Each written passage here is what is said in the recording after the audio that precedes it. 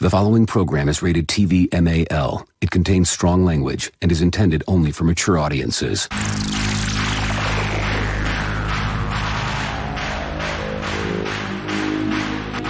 TBS, America's #1 independent television network, presents the following sports exclusive.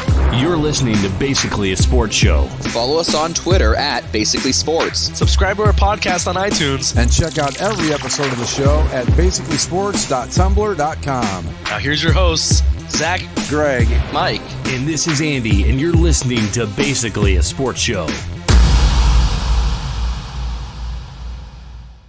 And here we are, Bass number 568, I believe.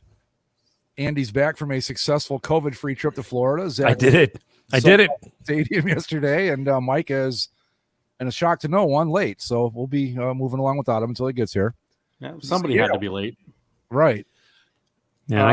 So who wants to go first with their review of where they've been? I survived Florida, which is, feather in my cap number one. Even Mike in our text chat was like, "Why would you come here?" The state offers nothing.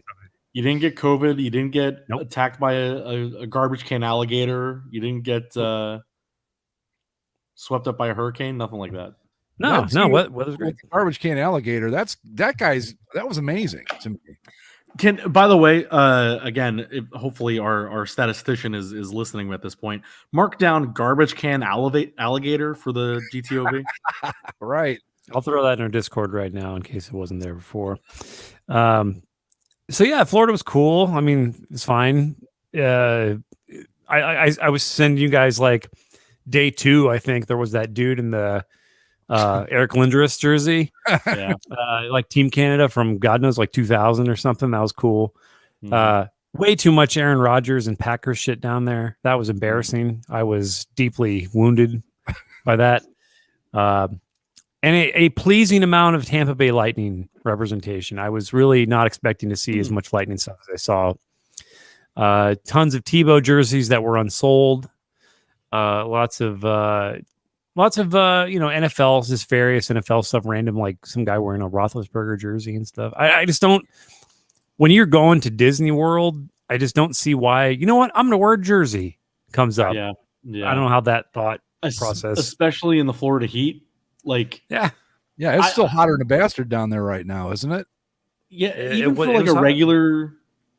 a regular day that I go to Disneyland here, I'm not thinking about wearing my sports stuff. Like I want to wear a comfortable pair of shorts, a loose fitting tee, and have my water bottle with me. That's all I need. Like comfortable shoes. Oh, sounds like the dogs are getting. Yeah, my damn dogs are freaking out. Don't worry about it. If we can handle Zach's garbage, we can handle the dogs. It's no big deal. Yeah. But it was fun. I'm glad to be back. It's a long ass drive. And you guys drove? We drove. Yeah, it was dude.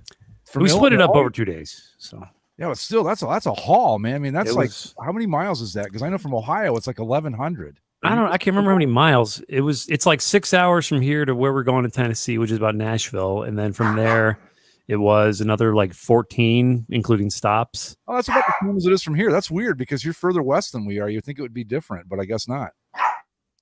Stupid! Come on, guys, get out of here. Yeah, it was a good time. It was a good trip. It was just hot and exhausting. And it's one of those things where I feel like I learned a lot. Next time I go, I'll be more prepared. Okay, hold on. I got to handle this. All right. I just, I mean, it's great, but I spent 3 months down there with no vaccines or anything. So I still get the title for bravest idiot to go to Florida, I think, on the show. Of course, Mike lives there, so I guess he really kind of wins that, doesn't he? Yeah, I mean, he moved from the safest place in the world in Canada to go down there, so that's his own choice. Yeah. All right, I'm back. Yeah, the girlfriend and I are planning on going to Orlando in March of next year. Cool. We have to pull the trigger on that stuff because it's her 30th birthday and we haven't gone. Like, we're a huge Disneyland people, and she loves Disney World and Epcot specifically. So we got to make our pilgrimage over there and pay our respects to the new Ratatouille ride. Can I make a suggestion to the two of you?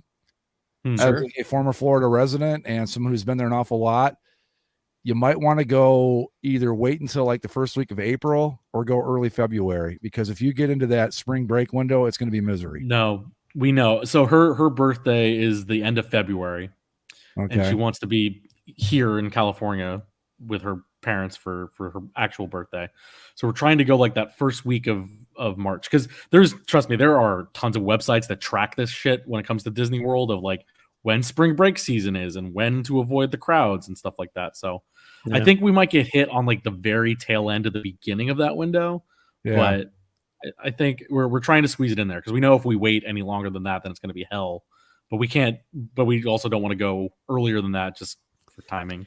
Well, not if you wait till the first. I mean, they roll out the sidewalks down there at the first week of April. It's like all the snowbirds are gone, spring break's over, and it's pretty much empty at that. I don't know about Disney World, but I know that like Florida in general, it was the weirdest thing I'd ever seen, because we lived there, and for the first 3 months, there were people everywhere, and then like April 1st, it's like, where did everybody go?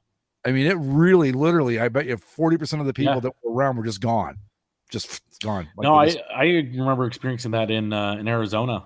Like there were half the people on the street I lived on were like, no, we're from Alberta, and we only saw them from November to April, and that was it. Yeah, Ontario on the east side of Florida is where everyone was from. And right. Yeah. I would. I'll go ahead, Andy. I would recommend. I have like a few things I would have done before. Like I would say, bring 2 pairs of very comfortable shoes, probably with insoles. Yeah. I would have a break day planned in there just to split things up. And I would also consult, there's unofficial guides, which you may not need, because I know you two are like, you're big into Disney, so I'm sure it's, it's not news to you, but you've gone to Disneyland enough to where you follow probably enough sources to get yourself straightened out. We get the same sort of info. Yeah. Yeah. But it's a great time. It's just one of those things to where this trip I didn't have as much fun as I possibly could because of strollers and these things called ECVs, or like electronic conveyance vehicles, which is a fancy term for Walmart shopping cart. Oh my god! Yes. I'm all for people that need carts and shit to get around. Like if there's plenty of people who clearly cannot walk around a park all day, but there are many people. But whatever. I mean, whatever. I'm trying to be nice, but then there's other people who are just like, you know what? I don't feel like walking today. I'm going to shell out the $50 to rent one of these things and just get in everyone's way. And they are assholes, and I hate them. But I also hate 4-wide strollers. Oh my God. And I don't understand, Disney World is a family thing for adults and children. I get it. But if you have an infant and you're pregnant and you have another child who's like younger than 3, they're not going to remember any of this, first of all, and you can't do anything.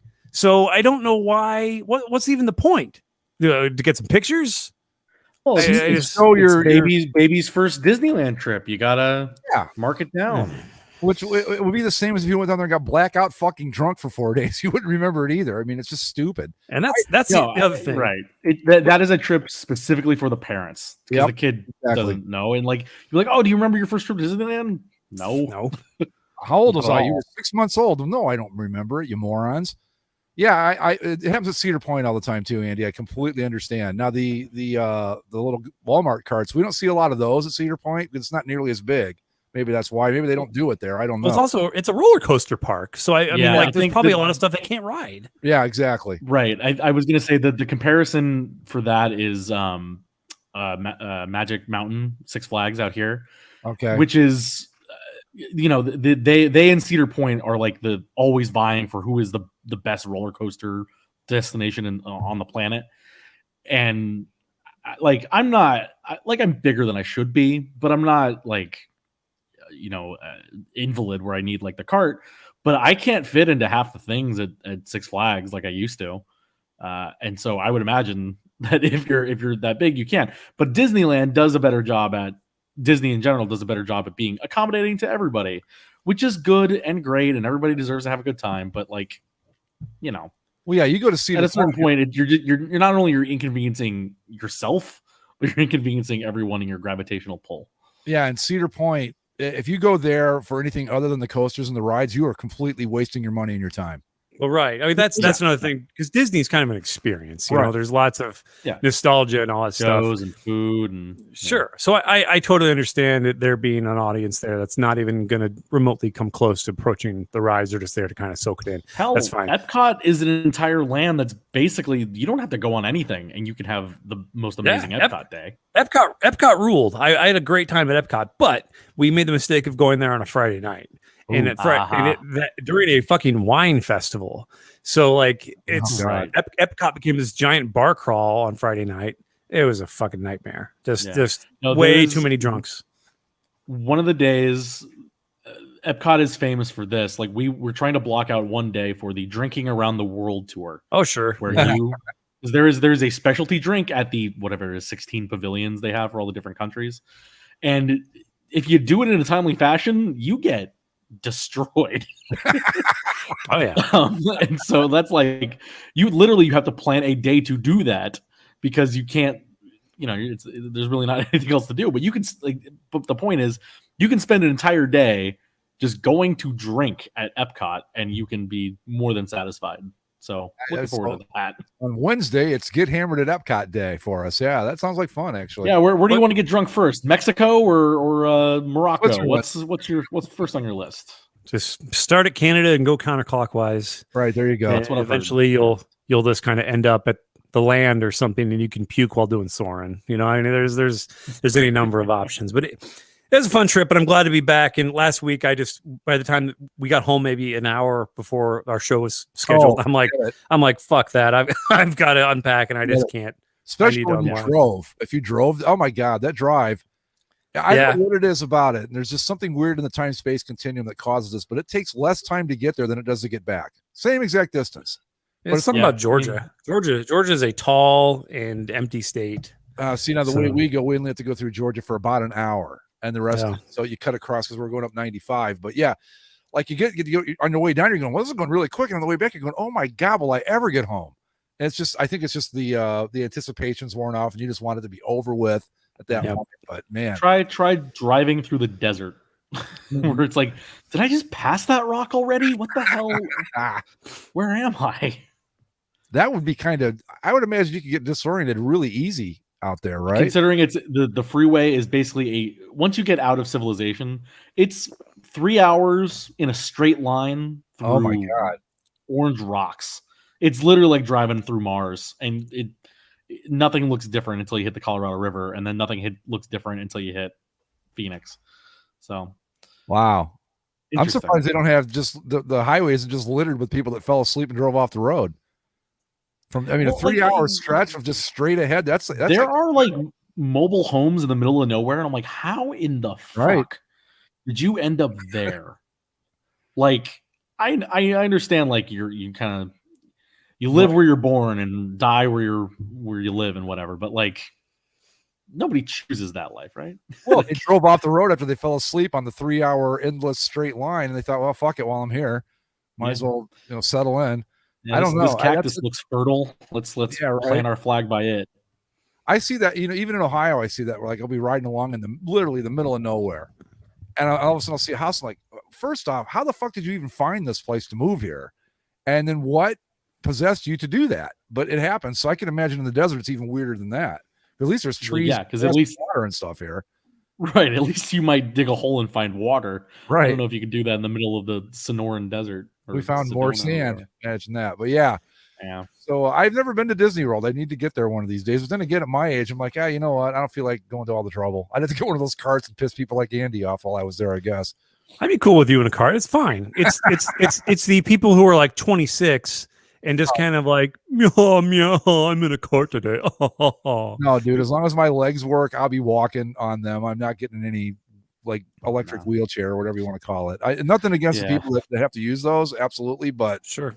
It just like I don't know how to say this without just coming out and saying it, but all these like fucking humongous, like morbidly obese people at the fucking Walmart in these carts, And I look at it, I go, when I was a kid, seeing somebody that size, the only way you saw them was at the county fair when they were in the. I knew you were going to say something. I mean, I'm dead serious. So I know this country's got a real problem, and I'm it's not like I'm the picture of health over here. I'm 30, 40 pounds overweight myself, but I can still walk. I mean, it's just.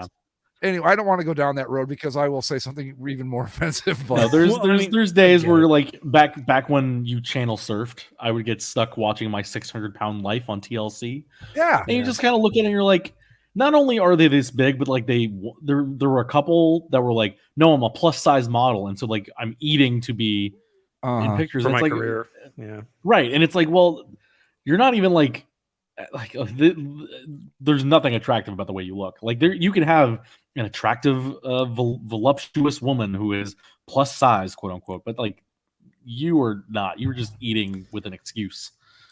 Yeah, it's like an addictive gambling thing, where it's just such a. It's hard to relate to, and it's hard to crawl out of, and I don't know. I feel like there's. I mean, I'm not. Again, I don't think any of us are like these Adonises sitting here just like shitting on people with weight problems. But I mean, like, yeah, we can probably safely my chiseled jaw. Damn these fatties. And I wasn't trying to like, belittle the people that are like that now. It's just that when they talk about an obesity problem, they're not kidding. Yeah, it's a real. I don't remember when it wasn't the problem it is now, and that's what I meant by that. It's like this is bad, folks, and we really need to. And I think starting with myself. Eat better and be smarter about this shit. But yeah, we'll move on because we're not here to preach about that. But yeah, so Zach, my stadium. Go ahead. But no, I was just gonna say between the carts and the strollers, I think the strollers are the worst. Oh God, yeah, Andy, agreed. Get that shit, especially because like they're either just in the way, or they're just driving around, or the other thing that you find at Disney World, Disneyland is the stroller parking lots that these things have.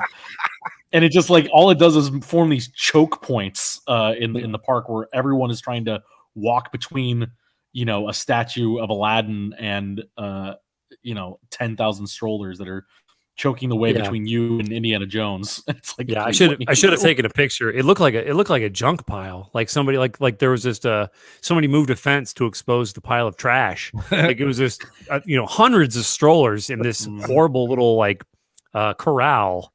And I just Disneyland has done a better job recently of like making them more strategically placed and kind of just out of the way because there's a couple areas that currently aren't being used so much right now. But it's a hassle.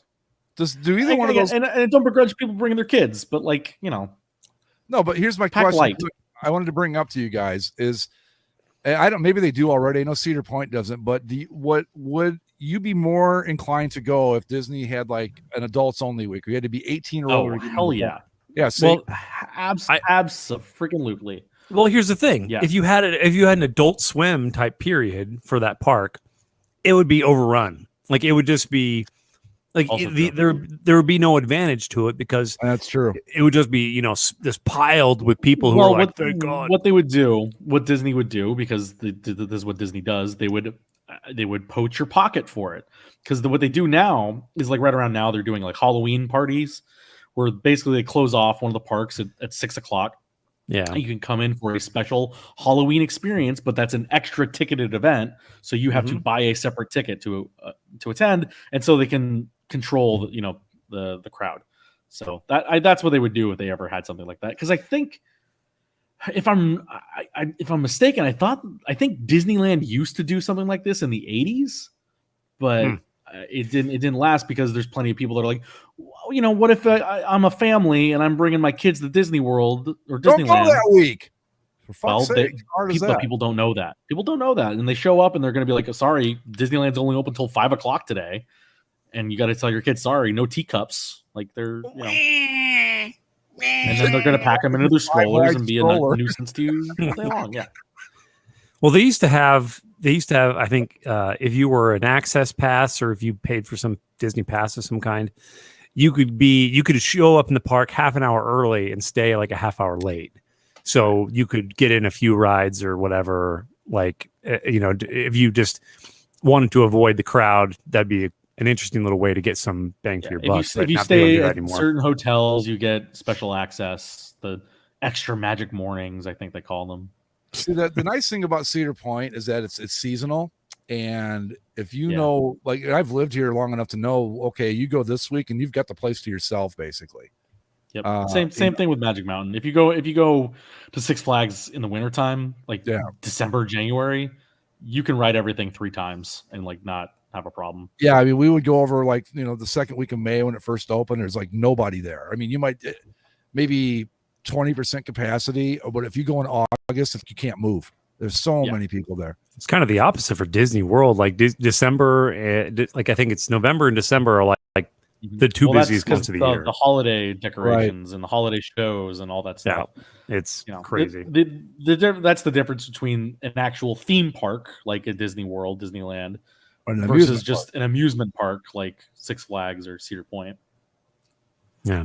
Well, anyway, but I was, but because I was traveling and on vacation, I had to listen to the Bears games on the radio and just kind of, stream the audio, and I didn't really get to catch up on a lot of sports stuff. So I kind of had to, spend this past few days kind of doing a refresher and getting back into what was happening. So yeah, did you just what have I missed? New in your existence? No, basically, the Bears got a quarterback, right? Who they'll bench as soon as possible. Coach already came out and said he doesn't know who's going to start next week because he's a fucking Nimrod. Wait, after they won yesterday? Yeah. Wow. Wow. Hold Mike's on. Here. Yeah, we got to get Mike in on the conversation here. There he is. Hey, Yo, came in just in time to hear the Bears. Good job, Bears. Yeah, something like that. I just even after a win. A lowly win against the Lions, it still just feels like, come on, man. The coach. There's a lot to talk about there that I don't feel like getting into, just because it's conversation that's kind of circular that I've heard a lot about the Bears. Just I've been through this bullshit so many times before, where they have an idiot coach who does stupid things and wastes a young quarterback's life, and they're on the verge of doing that. And I'm just going to pretend it doesn't exist. Well, I mean, what I'm curious about is what conversation is there to be had with, with the quarterback position. Fields won. Let him start. Well, no, he didn't win. Dalton got hurt, and Dalton was like essentially informally promised the starting position when he signed. Yes. He's been really cool about the whole drafting Justin Fields thing, and he's been very supportive of him and very overtly on his side about all this. Total professional, nothing but respect for Andy Dalton, but he's not the better quarterback. And even through the 2 games that Fields has started, he's looked more dynamic, and plus, like this is not like going to be some Super Bowl season. So this is an ideal year to have Fields out there learning the game and growing as a player. Like if Nagy wants to keep his job, wouldn't you think that the best opportunity to be like, hey, let me show you what I can do with this quarterback of the future, and not holding on to all you can with this stodgy veteran? Like, but that's the other thing is that he has been calling the plays the first 2 games, and it was not good. He was, especially obviously against Cleveland, where the offense was just completely dead. So he this week he once again handed the play calling over to his coordinator, who was in the booth, who Fields came out afterward and said, I really like talking to this offensive coordinator, this guy named Bill Lazor. I'm more comfortable having him call the plays, and the Bears put up 24 points. So Nagy has come out today and yesterday and said, everything goes through me. Even give big credit to Bill Lazor, my coordinator, but everything goes through me. I'm the coach, and it was just it's really unbecoming. And so what you're saying is that he really should bone up on his McDonald's skills.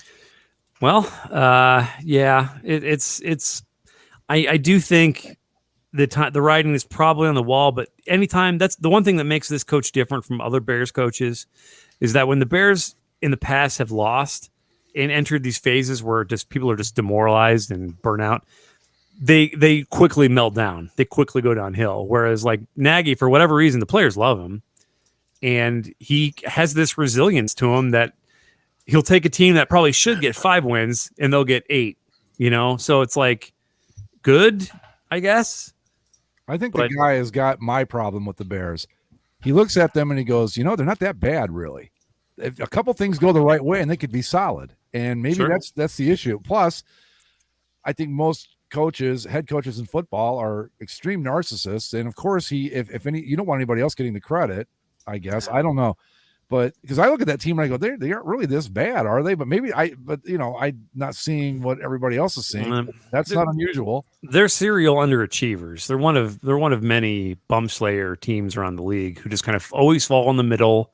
They win just enough to keep them out of the top 5-6 picks. They're slightly relevant. Sometimes they even like shit their way into the playoffs. But it just doesn't matter. You can tell by watching them, they're not a team of consequence. Like if you have 2 eyes and you watch professional football for any period of time, you can kind of tell when it's like there's something here. They got something. This Bears team, even with Fields kind of growing and learning and making some special plays, they're not there yet. Definitely not. But I did want to answer what we had somebody inquire about the Bears Stadium situation. Yeah. So Zach, was just at a racetrack. Was it SoFi Stadium? Is that the name of it? SoFi Stadium in Inglewood, California. It's absolutely the Toyota, whatever it's called, with Hollywood stars, right? Watching NFL Sunday Ticket. Yes, yeah. Right. I was at the Toyota patio. Very, very, very lovely. But it's awesome, the sparkling stadium, like class of the league by far. Just $18 beers. $16.50. Right. $16.50. Sorry, $16.50 for the specialty Rams beer from the walking vendor. Yes, it was very delicious though. For $16.50, I better anyone that lives in Southern California, go find a Golden Road and get a Who's House blonde ale. It's delicious. They'll even send you home with a full growler if you go to the brewery. It's great. Nice. Zach, how many people would you say that SoFi holds? It's over 70K. Over 70. Okay, that's the Bears Stadium. If it was sold out, can hold 61,000 or so. It's the smallest in the league, and plus, really, yes. Huh. And the other thing is that the Bears don't own it. That's if you want to make money in the NFL, stadium revenue is big time. So the Bears, for like, I don't know, they rent it from the city. They rent Soldier Field from the city, and they've used this, and they've used like landmark statuses kind of off and on with like loopholes and kind of cutting through some red tape. They don't pay taxes on it. So they've been able to like rent the city. They pay about $6 million a year to have Soldier Field. And I think the Chicago Fire also use it and a few other events. But this lease goes through 2032, 33. And so there's Arlington Heights used to be a big racetrack. I guess there's still people are saying, it could be both Soldier Field and a racetrack. No, it's going to be the Bears are going to buy this thing and make it into a multi-billion-dollar like giant thing that'll be all Bears. They're going to make so much fucking money from it. And most other franchises that are big cities have done this, that are big markets do this. And the Bears, there's no reason if Indianapolis can host a Super Bowl, the Bears in Chicago can host a Super Bowl. Oh, sure. So I mean, if they're going to get theirs out of this at some point, and I think it's for the best. Now, I mean, I've been to Soldier Field; it's fine. The view from the parking lot is amazing. The stadium itself, whatever. I know that's probably blasphemy. A lot of Bears fans who would be listening be like, "That's bullshit. How can you not like Soldier Field?" It's just old and shitty. I mean, that's really all there is to it. It's just kind of old and shitty. But I mean, again, if you're a football fan, and you look at the like the Raiders' new place, the Rams' new place, the Vikings' new field. Dallas has a relatively newish field. Arizona's, I mean, these are modern facilities with roofs that you can actually shut and have the fucking air conditioning on, and you can have like big events, and it's important. And the Bears for a long time have been this major market with a nickel and dime philosophy and run by stupid fucking idiots, and they still are, mind you, but they need their own stadium for the love of God, because it's just not that great of a place. Anyway, Soldier Field, like from the Walter Payton era Bears, was like a It was old, but it looked cool. That renovation they did to it, I think, completely ruined the aesthetic of the whole place. Well, they used to have from the outside, but from the inside, it looks ridiculous. Well, they used to have fucking AstroTurf on the ground in there, which is just ludicrous. But the colonnades is a big thing of the view of Soldier Field. But now they call it the spaceship, giant metal monstrosity thing that's inside of it now. That was just to keep the thing, because there's a lot of Chicago politics and all this horse shit that's connected to the history of Soldier Field. The mob. And all that stuff. Probably the mob. I'm sure the mob has his fingers in there somewhere. They still do. But I mean, it just really hurts to see if a cornerstone franchise in professional sports like the Chicago Bears playing in a second-rate field. Then you look at the Rams and all these, especially the Rams. I mean, goddamn, that place is amazing. Just top of the line. And yet you go back home and you're kind of playing in just some dump. I mean, it's. Well, if you think about it, who are the Bears? Did they play in the oldest stadium? That has to be the oldest one in the league at this point, right? I imagine. What about Lambeau? Okay, I don't know. But Lambeau from 1975 doesn't even exist anymore. It's a completely new place now. Basically, I think it's close. I think the Bears started playing there in 1971 because they played in Wrigley Field, believe it or not, for a long time. Okay, but so basically, it is the oldest. It is the oldest. Okay. 1924. Soldier Field. Well, yeah, Soldier Field is the oldest. It precedes the Bears, but as far as like the major renovation goes, I think it's still the oldest, right? Because they just had a major renovation on Lambeau a few years ago. Yeah, and really modernized it. I had to vote on it as a stockholder, believe it or not. Your input was valued. Yeah, right. Again, Soldier Field is the oldest stadium in the Soldier Stadium is the oldest stadium in the league. But the stadium that has been used the longest by an NFL team is the Packers. But yes, that makes more sense. Well, I mean, if you look like at a picture of Lambeau from say 15, 20 years ago versus today, you can see they've done a lot to it. It's very modern for as old as it is. So yeah, I think the Bears probably even after the UFO renovation thing they did to Soldier Field. I mean, it's just because you've got like Houston's got Reliant, which is a pretty nice place. They do Super Bowls there. Yep.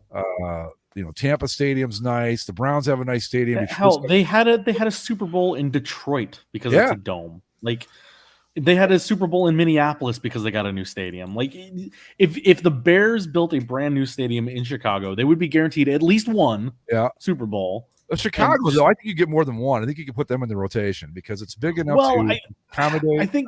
I know the weather would suck, but wouldn't the downside to it be just the distance from actual Chicago? That's a bit of a hang up because like Detroit is kind of an outlier because they are actually within city limits. I think they're one of the so is Minneapolis is in Minneapolis too. Right. This ours would be it's pretty far west from the city. I mean, I don't know the layout of the city exactly, but I'm looking at it on a map and it's past O'Hare, if that means anything to people that know Chicago geography. It's northwest. According to this article I'm reading, if the Bears built it, they would be the second farthest away from their actual city namesake in the league. It's 29 miles away from the city center of Chicago. Foxborough's the furthest, right?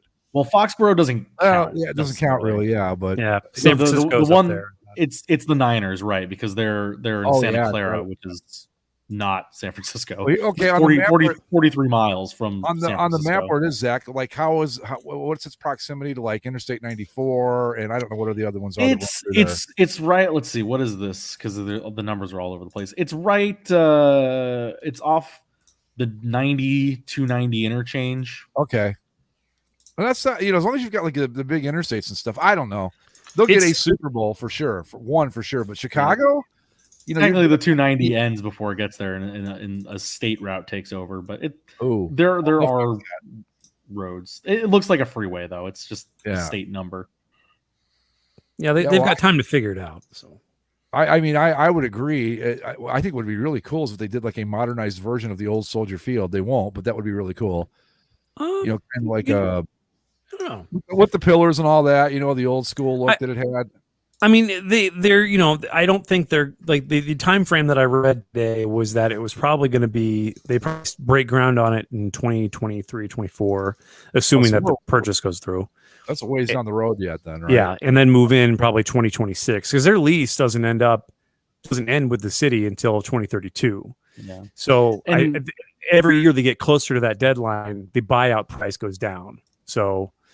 And as Steven says in the chat there, as far as in the suburbs, it actually is going to be, I would say it's infinitely easier to get there if it was in Arlington Heights compared to getting off of Lakeshore Drive. Because I mean, it's a clusterfuck going into the city and leaving the city. It is always a clusterfuck. When there's a Bears game, it's like triple that. It's like a clusterfuck.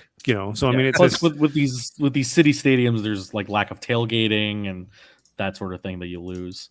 Life will somehow if you wanted to rebuild a new Soldier Field, I mean, the only way to do it would be to build right on top of the one that's there, because you can't exactly do that. Yeah. You can't do like a Yankee Stadium thing where you just build it right next to it because there's no room to do. No, I don't really care where they put it. I just think it would be neat if they did kind of do a tribute. I just always liked the Soldier Field with the pillars and all that. I thought it looked cool. Yeah, no, it might not be with the dam. Other than that, I mean, I really don't know. I would say if they had a fresh start, they absolutely would do that. I think it would make it more acceptable for fans who would be kind of like questioning, like, well, I don't know, I grew up with the colonnades and stuff. It's like, look, dude, there's a whole shitload of colonnades. Like, all right, colonnades, fuck yeah.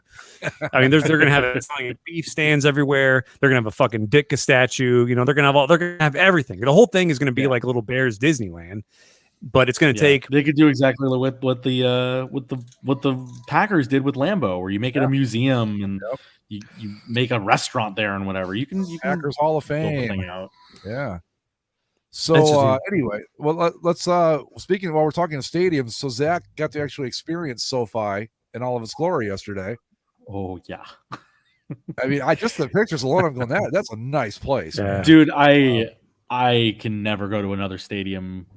And it's interesting. It's the only downside, which is also kind of a positive, is that everything is very separated. Like there's technically 7 levels to the stadium, and they do it like that because everybody's kind of separated out. Like I do like in a stadium where I'm able to just kind of walk around the concourse and do like a full lap and kind of get the feel of the energy of the building. Where here it's kind of you're going to your spot, and that's kind of how it is. But like in terms of a game viewing experience, in terms of just an architectural marvel, it is incredible. And the food not as bad as advertised by first looks. Maybe that was because of where I was, and to be fair, I didn't really have any other options. The place that was right behind our seats was only selling these hot dogs, which were good, foot long, not shriveled up hot dogs. So I'm going to try to go again in a couple weeks when the Lions come into town. Did you have a for the proletariat? Did you have a weird long hamburger? No, see that's what I was saying. Like I wanted to get the hamburger, but the closest thing to us was this little they didn't even have a menu. They literally like just hot dogs, chips, and soda, like or beer or whatever. Like it was all on display. Like this is what we got. It's like okay. I'll have a hot dog, chips, a soda, and a beer. That'll be $94. I think this is because of the area we're sitting in now. I'm not complaining about the fact that I got to sit in the club seats and the lounge and all that sort of shit. But it feels like to me that like people in our seats are either, if you want stadium food, here's the best hot dog in the stadium we can offer you, or you can go down to the lounge and get something nice from the thing. We didn't want to do that because we just kind of wanted to get our food and get back to the seats and actually watch the football game we paid to attend. So did you get the seats through work, or did you just buy those straight up? No, it was my grandfather wanted to pay for them because he's a Cardinals fan. So he wanted to buy the tickets and he wanted to sit in a good seat, and so I said, like he just like, hey, I'm thinking about getting tickets in this section here. Does this look okay to you? And I was like, I mean, yeah. He's like, okay, I'm buying them. Like, okay, well, that's expensive. And he's like, don't worry about it. He's like, yeah, don't worry about it. You're just not going to inherit anything now, but that's okay. You'll have fun with the game. Yeah, but there's some good garbage action going on now. Do you hear that? No, I thought the garbage cans came early, but I forgot the second round. Walk, if you're out there, this is your moment, dude. But the seats, the physical seats are amazing. Like the most comfortable stadium seats I've ever sat in. And as far as I could tell, it looks like it's the same kind of seat all around the stadium. Good cup holder locations on the seats, always very important. And that video ring, a small little complaints about it, like location of play clock versus like thing, and the amount, like the actual other information and the amount of replays they showed. But I mean, I didn't think that stupid ring video board would work, but man, it's good. It's really good. Cool. And then even the parking lot, like there was so many hemming and hawing about how bad the parking lot was going to be. I actually like the way that the parking lots were laid out. We got there super early, so we didn't hit any traffic on the way in. It took a while to get out and back to the freeway. And I was reading some stuff on Twitter this afternoon that people that were trying to get into, like, about 2.5 hours before kickoff for this Chargers Raiders Monday night game, it was about an hour getting from the freeway exit to the parking lot. So that's not great. No. But you know what, though? I don't know any football stadium or any big event that's easy to get in and out of. I've never been to guys. I mean, it's never happened with me. And I've been to... There's some that are easier than others, but some. Anyway. An Indians once you get June, when there's 12,000 people, is easier than a Browns game for sure, but none of it's easy. But anyway, go ahead. Yeah. But once you get through the metal detectors and whatever, it's incredible. Like, yes, there's no air conditioning because it's technically open air, and it was a little warm yesterday, but because you have the cover, it cools it off a little bit. It's just a shiny, brand new stadium that isn't a concrete circle. It's new, it's different, it's unique, it's got every bell and whistle you could possibly think of. It's loud, it's colorful, it's bright, it's I don't think there's yes, there's certainly some nosebleeds, but I don't even think the nosebleeds would be that bad to actually watch the game. It's just, now, like I said, I'll be able to go to a regular stadium and look at it the same way, because I'd be like, well, SoFi does it like this. Well, now like, if I was thinking they... in particular, like the Coliseum. Oh God, like the Coliseum, the LA Coliseum has its charm. Certainly, it's a historic venue, but there's they're not even the same like league, not the same conference. Nothing. They are separate entities altogether in terms of what they offer you. If only the Rams could have won and preserved my undefeated pick'em streak, but alas. No, Mike, yeah, down to the rest of us mortals with that, huh? Yeah, but I know what you mean about the stadium thing. I mean, hardly the same comparison, but like with baseball parks. And to me, it's odd because it's a minor league park. But I went to the Huntington Park in Columbus. I thought, I don't ever want to go to a different stadium. It was the most. They just get a vibe, you know what I mean? And maybe that's what SoFi has. Just like, yeah, it's never going to be better than this. No, there was a good energy to the building. Like, it was one of those things too, because I've seen pictures and videos and empty stadium games of this thing for well over a year. So like, I figured I knew what I was going to expect when I saw it, but then like even like walking in and doing all the stuff, it wasn't until I really got settled in, sat on my seat, and just kind of looked up and looked around, and I was like, "Holy shit, this is." Like I said, man, good. The pictures were really impressive. Just that you could just tell, like, this place is top flight. Really, yeah. And I couldn't even post the pictures properly because I took Instagram with its dimensions wouldn't let me post how I wanted to post. But and then nobody could post on Instagram. Nobody could post on Instagram. Right. That's their punishment for silencing me. Zach behind the Facebook outage because they wouldn't let him take the right pictures of let me post in multiple formats, you goons. The best take on the Instagram Facebook outage I saw today was somebody said, "Has Y2K finally happened?" My favorite was, looks like we're all headed back to MySpace, which I thought was pretty funny.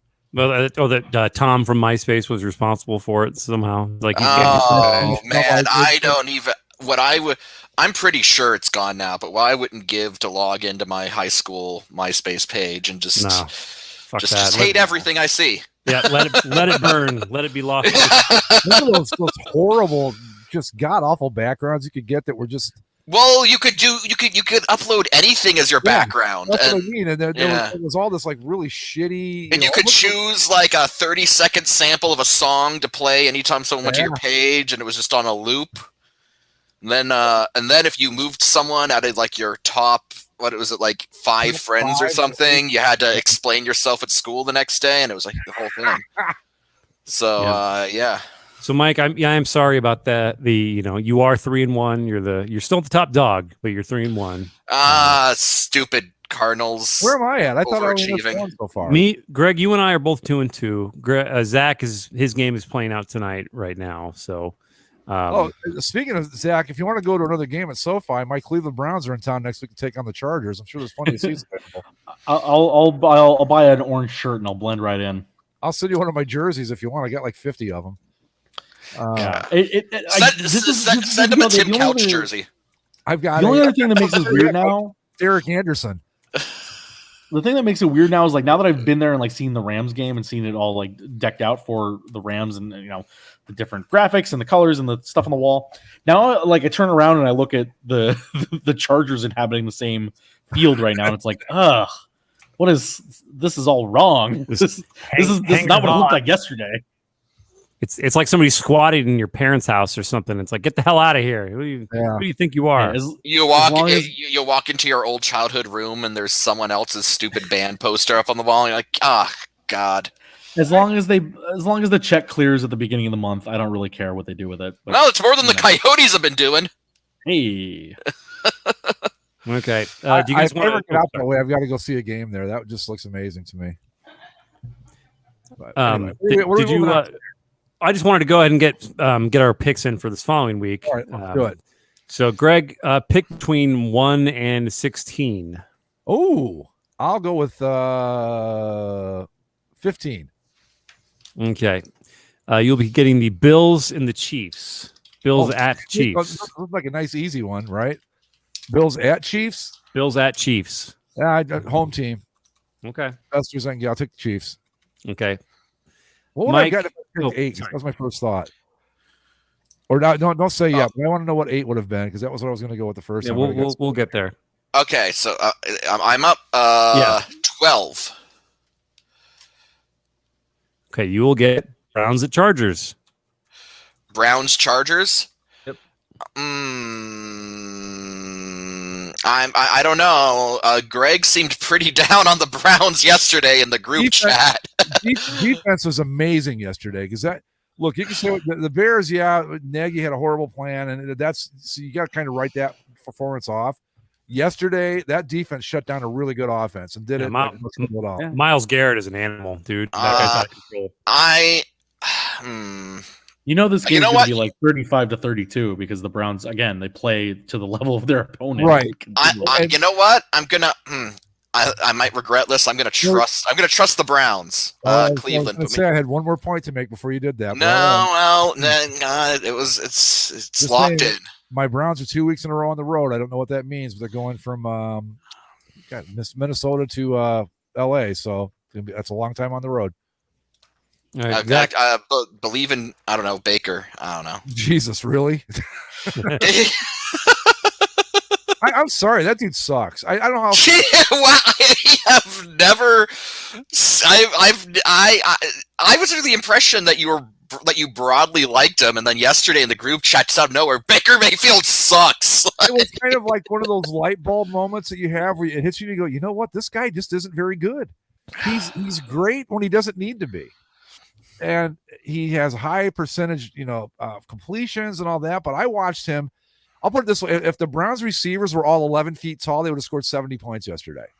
But unfortunately, they were just the size of normal humans, and he overthrew them all by like 8 feet. So he's just, I don't know. I'm nervous about him now because at first I was like, oh, he'll be okay, but after the way he blew it against Kansas City, and I just I don't know if he sucks, but if you said if I was in charge and they called tomorrow and said we will trade you Kirk Cousins straight up for Baker Mayfield, I'd say where do I sign? Right now, I'll do it. That's where I'm at on Baker. Wow. Yeah. Defense though is legit. They finally kind of gelled, and man, they looked good yesterday. So yeah, that was my Browns jacked. All right. There you go, Cleve Jack, ladies and gentlemen. Cleve I didn't get a graphics for that here real quick. There you go. Back to our regularly scheduled programming. Zach, pick your number.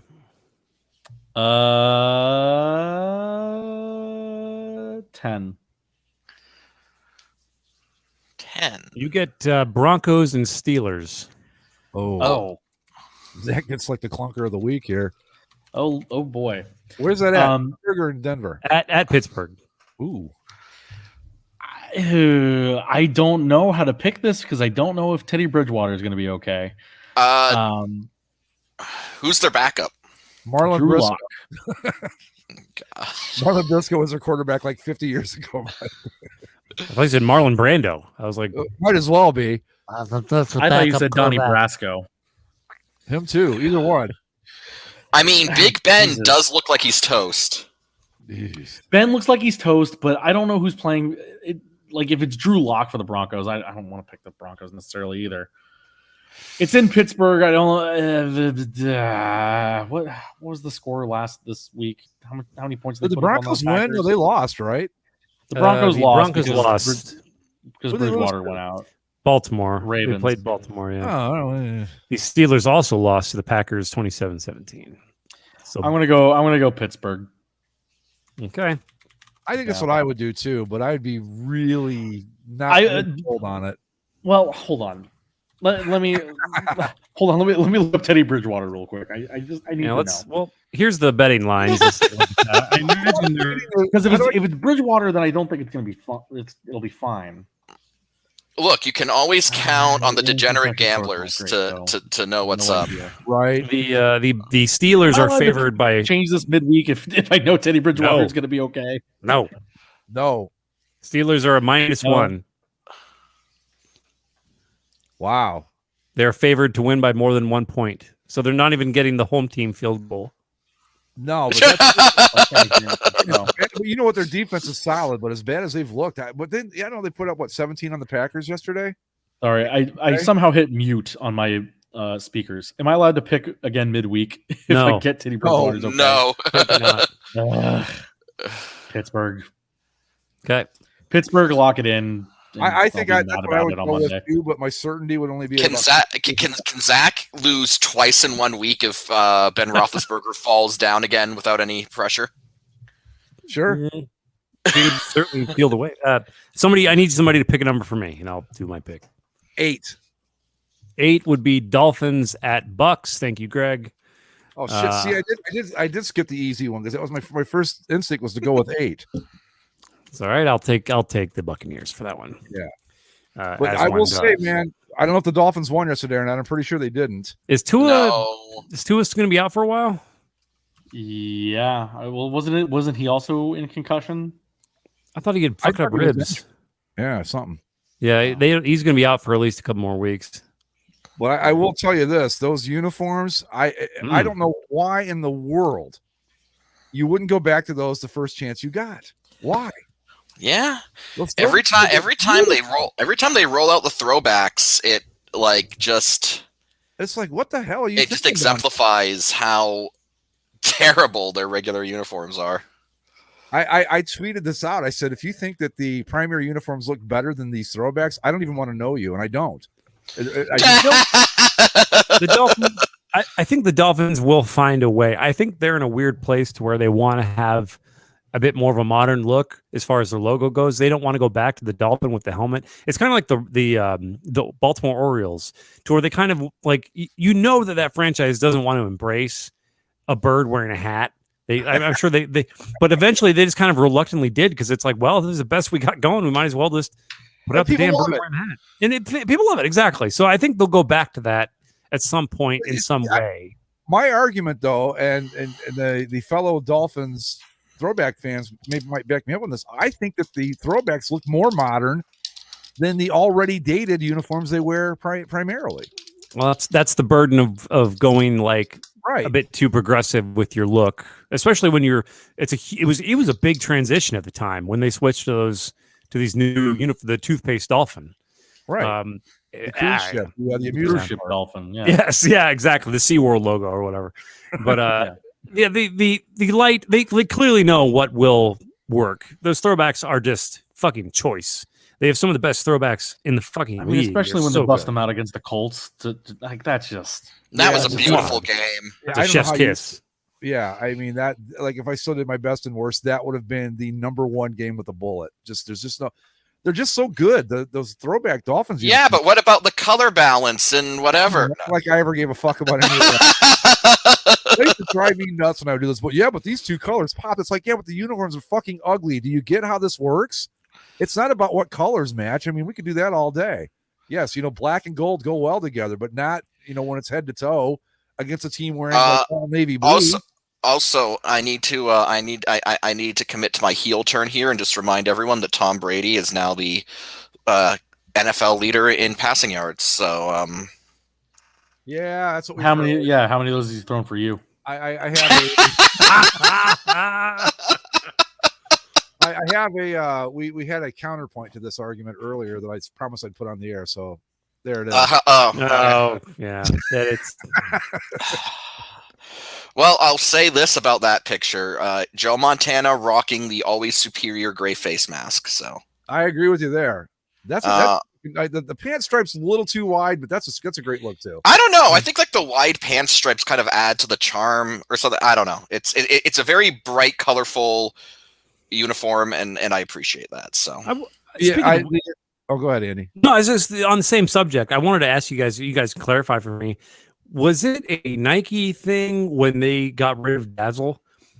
When like all the sparkly? Yes, it was. Yes, it was. They don't have the fabric for it or something. Yeah, so Nike, all flat. Nike's proprietary fabrics for their current football templates are all matte. I was looking to see if that that's too old for Montana to have the. Did the shiny trees they don't grow anymore or something, or like why? No.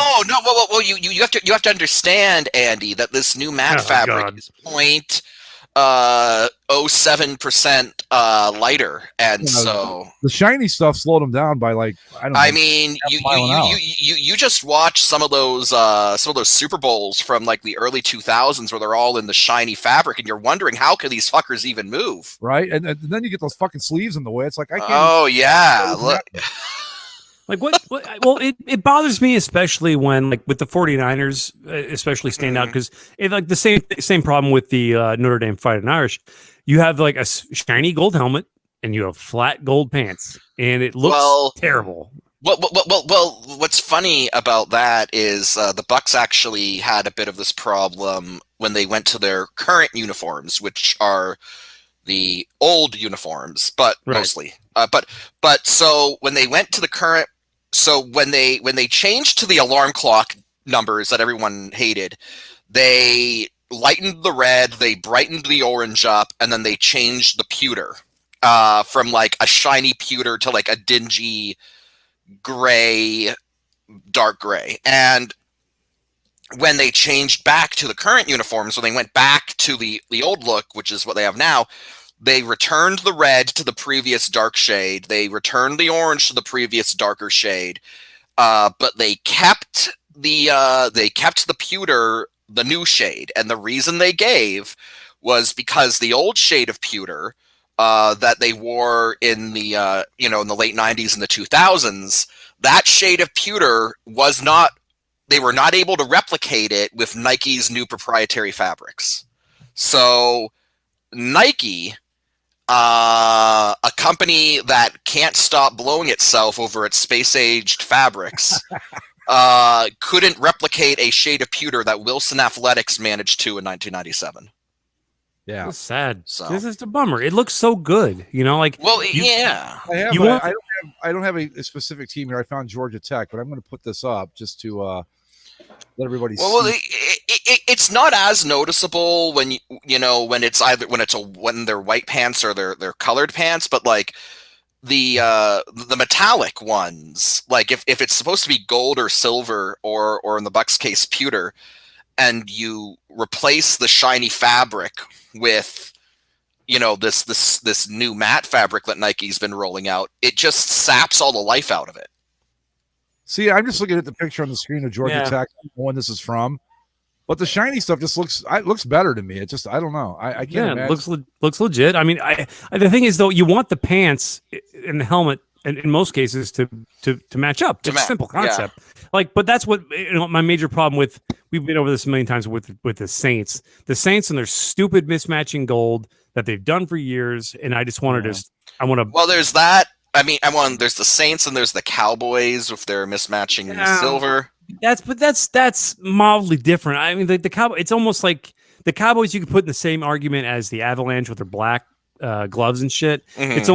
It's almost like it's not a bug; it's a feature. It's just become part of the look, and if you fixed it, it would look weird. Yeah, it would just be divisive, no. That you're absolutely right, because to kind of switch over to the Avalanche, they've continued tweaking their look this off season, and I mean it's fine, but every time the numbers are blue on the white uniforms, right, and it's weird. It is weird. I'll find the photo. But every time I look at the new Avalanche without the black, I just keep thinking man, it's missing the black. Like it makes no sense. The black should be awful, and I understand that the only reason they ever had it was because the team moved at the last second and they didn't have time, so they just got stock equipment off the shelf. But it looked good. I don't know, that just became part of the look, and now that it's gone, it just feels weird.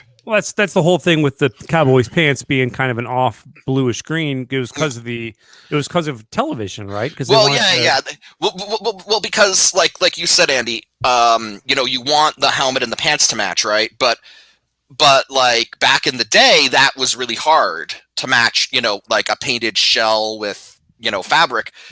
And so what the Cowboys did in the era of low definition color TV was they realized that if they had this greenish silver fabric for their pants, then then it would actually look like it matched the helmet on low def TV. But then television technology kept getting better and better, and so now it just looks mismatched. But they've had it for so long that I think that if they did actually fix it, just like with the Avalanche, it would look weird if they fixed it. Yeah, if the Cowboys came out and it's the blues too, how the blue on their primary white jerseys is royal, but the helmet is navy. If the Cowboys came out for their next home game and the white jerseys had navy blue stripes and numbers, and the pants were standard silver with navy blue stripes, and it all matched, it'd be good, but it would look weird. I hate myself for saying this. I'm looking at that picture that Zach sent. I've been a big fan of the Avalanche ditching black, but I look at that picture at the bottom where you have I can't see who this is. Joe Sakic. Joe Sakic, yeah. It looks right. Right, black. Right. I hate myself for saying it, but it looks right. This is the Avalanche removing all the black from their unis is the perfect case of be careful what you wish for, because it's all right, here it is, and it's not as good. Okay, there's a good. Is that a good side by side? Well, that's a number change. Scroll down. That's the black. I mean, they changed to the blue gear last season. It's just they changed the number font this year. So if you look in that before is from last season where they still kept the black numbers, and they just changed the gloves and pants back to blue, and the home helmets are blue now too. Yeah. They definitely look more. And so and that number treatment on the road is also the same on the C and A on the front. But that's not in the story. But that's what it looks like now. Well, see, I think too that if you brought these uniforms out today, people go, "Yeah, those look good." But because we're so used to the black, you go, "It's kind of weird." Maybe I'm wrong, but I think that's kind of what happens here. Honestly, I think if you brought them out with the black today, I think we'd still say that they're fine. Oh yeah, for sure. We wouldn't hate them or anything. Well, but because you had the black puck on the logo on the crest, Right. so that's that kind of works. how I always justified it. It's like, okay, yeah, it's in the logo. It's not like Well, also that logo blows. So we've all disagreed on Right. that, but that's fine. It looks like it should be on a Slurpee cup. Yeah, right. yeah. It's great if Well, you I want mean- to take a big gulp somewhere. Well, I think that beyond good that logo. standard, beyond that standard criticism that we do a lot about the logo, I think it's also that it's just dated now. I think they're due for Welcome something to new. Truck Stop America. I mean, we could probably say that all of the teams in Denver could probably use a makeover, right? Broncos, Yeah, no, the Rockies needed it. Avs, Rockies, Well, Nuggets. didn't the Nuggets just have one? yeah, a but little they've bit never ago. looked right. And it still looks stupid. And they I honestly think when they were in the Carmelo days, when they were light blue and kind of a light yellow, that was probably like an optimal kind of final result for them. It It's didn't look definitely great. not intimidating, but it looked good. Well, What else isn't intimidating? Gold, but the Lakers pull it off. I say you don't need to be intimidating with your brand. Just have a solid foundation of, Look good. That's all. That's all you got to do. Just look good. That's it. But the Rockies, my God, the Rockies they're stuck. It's like opening a Nickelodeon time capsule to 1994 or something. Like I've never seen a franchise in sports that's so determined to just stay locked in this weird, bland, forgettable design, and it's so unique to them only. Because if you look at them throughout time, their design and their stuff it's all the same. It's all like. I can feel the Kevin Costner, I think the main problem with them too is that they're so committed to just being black and silver, like with hints of purple rather than being purple. Right. Purple, just having an even balance, like just embracing purple a little more and making it more part of their brand. But they just kind of exist. And those stupid pinstripes too. I think they're in love with those, and they're like, well, the Yankees, they've done pinstripes for a very long time, so we'll do the same. They're trying to bring a classic look to a franchise that isn't. Right. The Times New Roman isn't helping. Yeah, that too. Like because they're of the same class of the Devil Rays and Diamondbacks, there's no reason that they shouldn't have like similar uniform histories. Like just be kind of wacky, crazy purple 90s team, but they just don't do it. The most they do is they have that stupid purple dinosaur mascot that got them in trouble for a racial slur earlier this year. So well, I'm kind of the purple Dinger! right. Dinger! The black bath. But the thing with them is, none of it is what I would call terrible. I don't think there's a truly terrible baseball uniform in the major leagues right now. The Diamondbacks fixed their mess up, so they're fine now. Like that was the only one. But the Rockies, it's one thing to not be terrible, but if that's all you're shooting for, well, that's what you're going to get. It's not terrible. The Texas Texans of Texas. Right? That's still okay. Like I think the Rockies commit the sin of being the most boring in the league. I think that's what I would label them. Because there's just nothing to it. Like yes, it's black and silver, but like that might as well be just nothing. It might as well just be black and white. I can a useful black and white like the White Sox. I can think of a team devoid of character. I can think of a team that I think might challenge the Rockies. The Marlins. Oh, since but there's colors in it. But you can barely tell though. Like their primary home uniform is like it's white with the it's black hat with a black logo on the black hat with black script, and like the blue and the red is there, but they're just such thin, insubstantial outlines. It's a better effort than the Rockies with again Times New Roman black and white. Yeah, that is true. That's true. And the silver that's washed out against it all. So Times New Roman was a shit in 1995, man. Come on. Well, it was new. It was new Roman back then. AD 320 when it was new Roman. I think the Rays are in the argument here for because when they did their like kind of a mix of a throwback to where they had kind of a bright yellowish green gradient, man, that was so fucking cool. This year looks so good, and their regular look bland. It is interesting because you see a lot of Rays hats on sale here, and I have to agree with Andy. Whenever you see the old I guess they're faux backs. It's the Gradient Ray logo on the current blue. It does look pretty neat, and then it's just always against. It's always just alongside this. I mean, let's call what it is. The current Rays cap is an attempt to be the Yankees. Like Zach, you mentioned the Rockies is wanting to be like the Yankees. The Rays just went all in on that. It's like a blue cap. It's got like a white monogram. Yeah. But they did that later, after they already went through the rebellious '90s phase. So I understand them trying to class up the brand, but then the Rockies haven't done anything different. All the Rays did was they said, "Oh, look at the Padres. They made the most boring uniforms in baseball. Let's go out and get a generic logo, let's put it on the front and make them look good by comparison." Well, yeah, it was. We can change them to the Expos in 2 years anyway, right? So yeah, the Expo Rays, whatever they're going to be, the horrible abomination. Someone do a mock-up of the Rays and the Expos uniforms, but it needs to be the Gradient Rays because that's the only acceptable version. I know this is an unpopular opinion, but I think the best look the Rays ever had was when they went to the green and the black for a couple years there. It was too drab. Oh, I loved it. I thought it looked really good. Really? But then again, when you're playing inside of a Costco, it's going to be drab. Put it out in the open air and look. I saw them play the Indians. They were wearing the road jerseys, but I thought it looked pretty solid. And it was a unique color scheme for baseball, especially. So I liked it. It looked like a bunch of diarrhea out there. I hated that look. It was fucking terrible. I mean, it was like a dull green and a dull black, kind of a dullish grayish black, and just a little blue in there. All gray and black. So I'm happy with that. None of this would have been a problem if they had just gone with the Terrapins from the start. Yeah, I agree with that 100%. They had to do the stupid Tampa Bay Devil Rays bullshit. Honestly, I liked the Scott Kazmir era Rays, the green. Yeah, that's what I'm talking about. Yeah. I did like that. What is going on with the vests? The vest. I like the vest look they had. Yeah. Oh my god. All right, I'm out of here. You guys are doing good.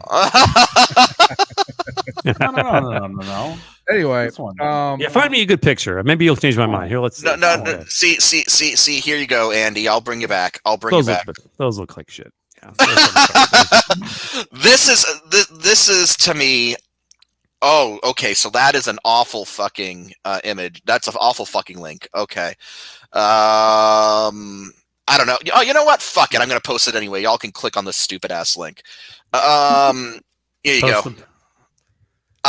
That's what I to me. That's what they should be. They should just be that. Like that's fun. Looks good. It's fun. That's Tampa. It's Florida. It's it's colorful. Like just own it. Just don't be this like we play serious baseball here in Tampa. In our Costco. Mm-hmm. Yeah, our fucking dumpy dome. Our fucking Costco. Well, I don't know. I don't know what this Montreal game plan is going to be because it's like what? Okay, so you don't want to play in the dingy ass Tropicana Field, so you're going to play half your games at dingy ass Tropicana Field and half your games at dingy ass Olympic Stadium in Montreal, because Montreal's not building a new stadium either. So I don't know what they. Let's not forget, too, last time we checked in on Olympic Stadium in Montreal, the pieces of the ceiling were falling off of it. Yes. Into that, but yeah, that was what was happening up there. Yeah. So, well done, Major League Baseball. By the way, guys, for a first in Los Angeles, the Monday Night Football game is currently in a lightning delay. It's an indoor stadium. It has a roof, but it's open ended again. Wait a minute. Is this a Chargers thing?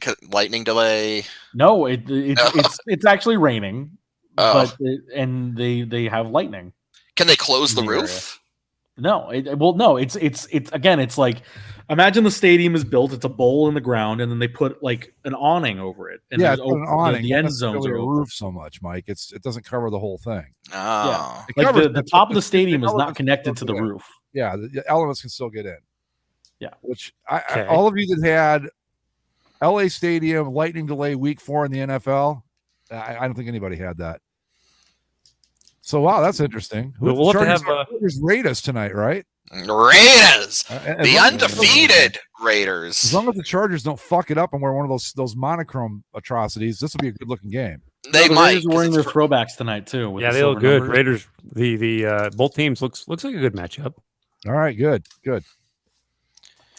Well, Right, funny with all the uniform changes. Like if I did do the best and worst, there's not a whole lot of worst left these days.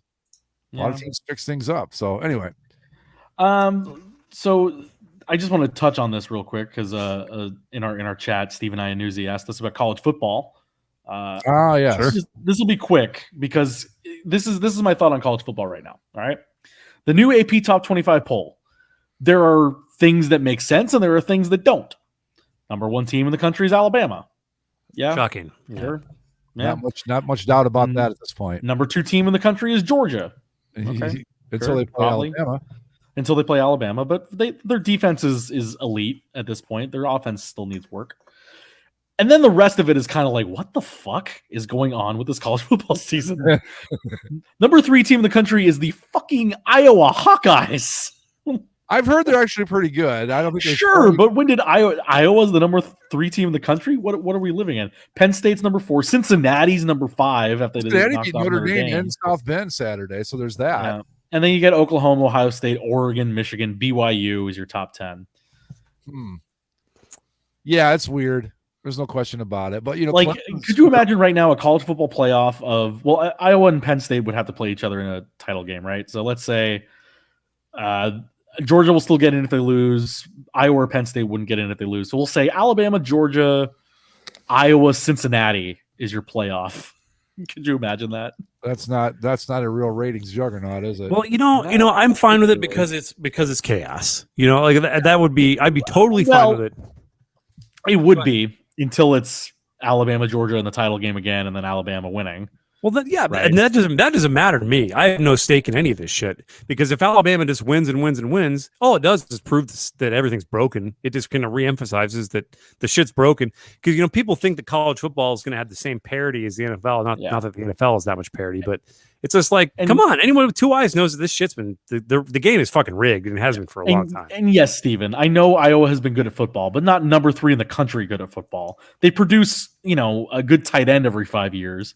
But that doesn't mean that they like Chuck Long, Ronnie Harmon. Yeah, no, Iowa has a good historical program. Certainly, Iowa should go back to those the banana wing jerseys. Stop looking like the Steelers. There, I said it. The Bears got a starting guard who's from Iowa. Brian Bulaga starting playing tonight. I think he's a Charger. I think. We got a few guys in the NFL. I don't know. Between Iowa State having the run it did last year, 2 years ago, and now Iowa being up where it is. I don't know if I could live in a decade where the state of Iowa has had 2 teams in the top 5. Iowa, I don't know what their schedule is, but they have yet to play Ohio State or even, dare I say it, Michigan. Have they played Wisconsin? I know Wisconsin lost to. Let me pull up the schedule. Yeah. Iowa has beaten Indiana, Iowa State, Kent State, Colorado State, and Maryland. They play Penn State on Saturday, number 3 versus number 4. That'll be there you go. Ohio State might be bad, Steven, but we'll still kick Iowa's ass. I promise you. They don't, and Iowa doesn't act. So Iowa plays Wisconsin 2 weeks after that, and then that's it. I mean, they got Purdue, Northwestern, Minnesota, Illinois, Nebraska, but no Michigan, no Michigan State, no Ohio State. They miss. Are they in the same conference or the same division as Ohio State? No, they're in the Big Ten West. Oh, good. Well, then I hope that you win the Big Ten West, Steven, and you get to play us. And we'll see how it goes from there. Yeah, I've always had a weird these little programs coming up and acting like they're all that. Come on, dude. Listen. As an Illinois, I guess fan, I suppose I should say, we don't get our chance to be relevant in anything very often. So I went in Iowa. Well, I mean, lately, in the last couple of years, but I mean, for a little while there, they suck. In Illinois football, I'm more talking about like Illinois football is garbage, but I feel like Iowa Hawkeyes. In this area, there's a lot of Iowa Hawkeyes fans, and I've always found their logo fairly interesting. Yeah, I like, but it's but I didn't really know. Logo we used for our wrestling team back in the day. We were the Hawks. So we and Iowa has a very good wrestling program too. So we co-opted the Iowa Hawkeye logo.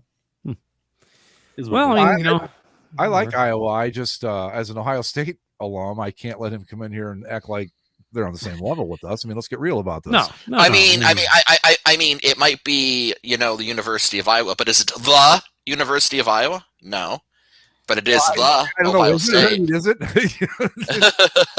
I go to the University of Iowa. I guess it is the. It's not the. Well, yeah. I don't think the is an official part of the title, like it is in a.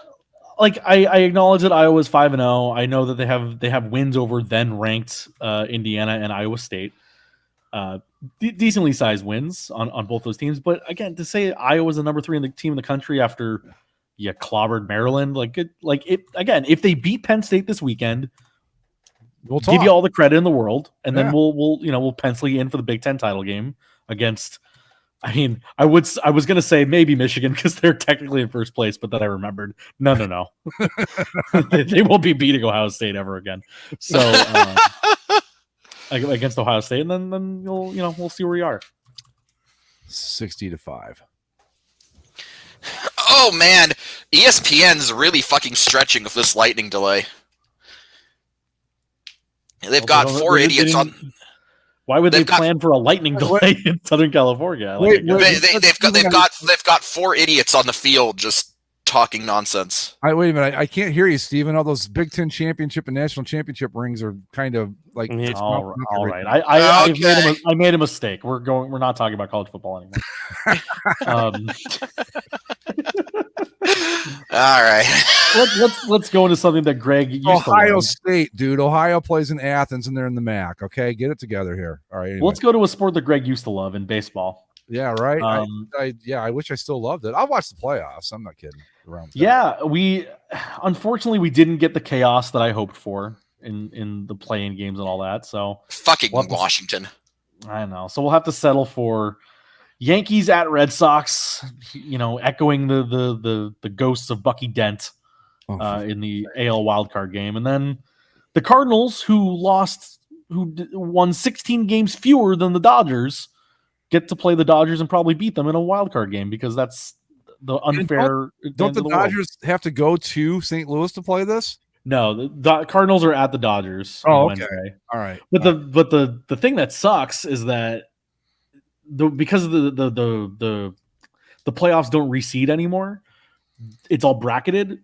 The Dodgers, despite again being a 106 win team, they have to play a team that's 17 games worse than they are, and then if they do beat them, then they have to go play the Giants in the division series, which is not fair to them either.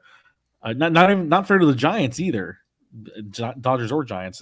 That's kind of ridiculous. There's got to be a better way to seed this thing than this. I mean, you should just 101 teams going at it in the first round, basically, right? Yeah. Right. Yeah. I don't know. And then, if the Yankees or Red Sox, no matter who wins between the Yankees or Red Sox, they get to play the Rays, who already beat them for the division over the course of the season. Can we? I don't normally call for this, but can that be the game where a meteor strikes the stadium, all those kids are playing, and just ends it? Yeah, I am so tired of the Yankees and Red Sox. I just don't care. I really, I want them both to lose. No, it means more, Greg. No, it doesn't mean anything. It doesn't mean anything. It means if you live outside the city limits of New York or Boston, it means absolutely nothing.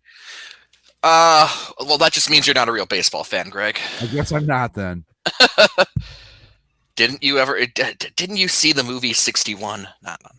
Yeah, I did. So the thing that I mean, it's a moot point now, but did you hear what would have happened if the Yankees and Red Sox had both lost on Sunday and the Mariners and Blue Jays had both won to force a 4-way tie for the 2 wildcard spots? How they would have decided this? Coin flip? No, they would have, based on I think it would be like head-to-head record between the 4 of them. They were going to have a draft for 2 play-in games. And the way that would have worked is basically this is what Jeff Passan of ESPN reported. Basically, based on whatever tie-breaking procedures they decided on for this order, the Red Sox would have gotten the first pick, and they would have either gotten to choose where they play or who they play. And according to Jeff Passan, they would have chosen to play at home. And then the Blue Jays would have been the second pick, and the Blue Jays would get the same choice. Do you want to play? Where do you want to play, and who do you want to play? Or who do you want to play? And the Blue Jays also would have chosen to play at home. And then the pick would go to the Yankees, who get to choose, well, now, which team do you want to play? Do you want to play at the Red Sox or at the Blue Jays? The Yankees supposedly would have picked at the Red Sox, leaving the Mariners to play at the Blue Jays. And the winner of those games would then go on to the wild card game, on whatever day of the week. What kind of pro wrestling bullshit is this? I think we should just do that all the time. Like what like this is straight up like pro wrestling, spin the wheel, make the deal. Like, I've got the suitcase, McMahon. I can choose the title match at my time of choosing. Like Major League Baseball, Money in the Bank, man. Like, yeah, what the fuck?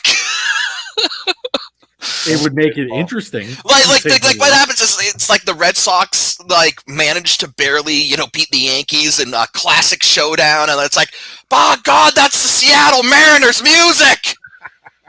They're cashing in. We have to come in and play a 6-inning game against the Mariners. If you're gonna do this, why not let the fans make those determinations? We have an like a fan vote. Yeah. Okay, so these are your team. These are your 4 teams. Vote for the combos you want. Right, and then you'll see just how popular your precious Red Sox and Yankees are outside of network television and those 2 cities, because they're going to be like, we want the Mariners and the Blue Jays, and fuck those other 2. We don't even care. That's what would happen. It would. No, they would. The Red Sox and Yankees would win. I know you're right, which really just irks me even more. It's pronounced chowder, Greg. I was watching when the season first started. Chowder. It was probably a couple months, I think June, and I put on my MLB TV. I was watching something. This promo comes on. It's like, it's back. Yankees are just like, oh, for the love of God, will you stop with this shit? I just don't fucking care. I mean, fine. Let them go play each other. That's great. Their fans love it. Whatever. Quit shoving it down my throat all the time, please. I'm just asking. Well, I don't care who wins that game. I hope they both lose, or at least both suffer a great. Greg, some guy from Boston named Sully is going to break your kneecaps. Well, fine. I may deserve it after all the shit I've said about Boston, so I'm not going to. Not one of my favorite places. Bolt up for what is this? Bolt up for crucial catch. That's the open part. Okay. The open end of the stadium. Yeah. Okay. Which, as I look in this picture, I now have learned that the Rams and Chargers come out of different holes, different which one am I looking doors. That's an awkward way to phrase it. Yep. They come out of different football holes. Yep, that's what I said. You see the Chargers coming out of this one that's on the left-hand side of the end zone for their pregame introductions. The Rams came out of the one that's on the right-hand side of the end zone. So is one of these are on the other side of the stadium? Is another one of these did the Chargers come out of the visiting teams one or?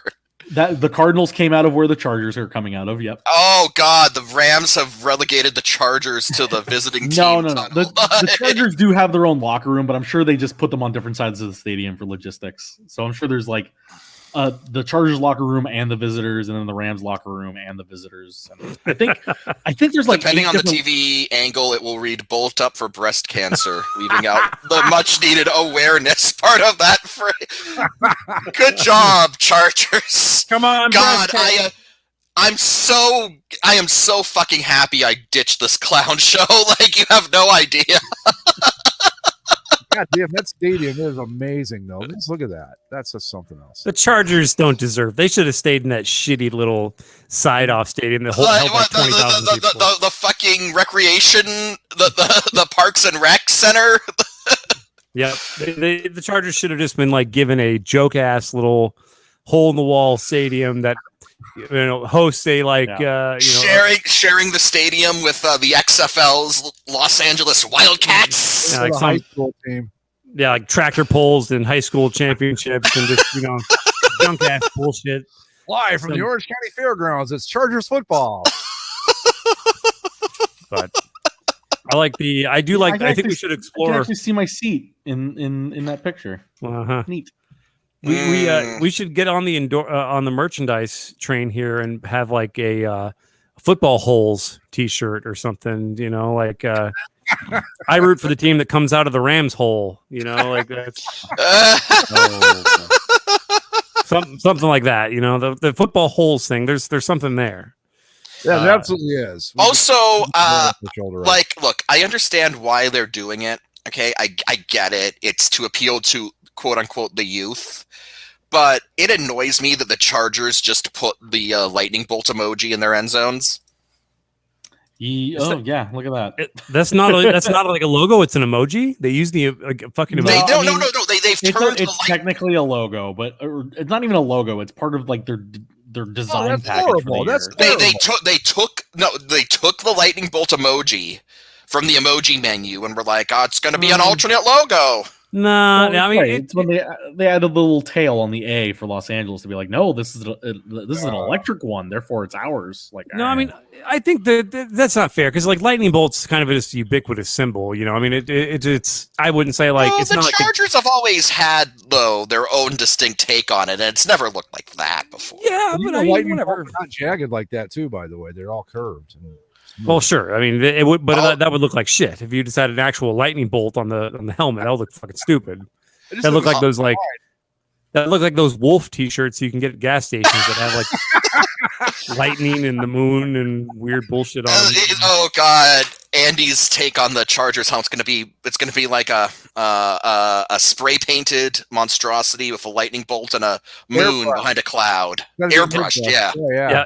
It'll look like a lot of really shit ass NHL helmets, basically, where you just have like a bunch of that's the one thing. Like the hockey pads. This little tangent here. A lot of great pads. I always enjoy seeing hockey masks and pads and the goalie pads and shit come out every year. But then there's always the helmets, and the helmets have all this horseshit detail to them that looks so tacky.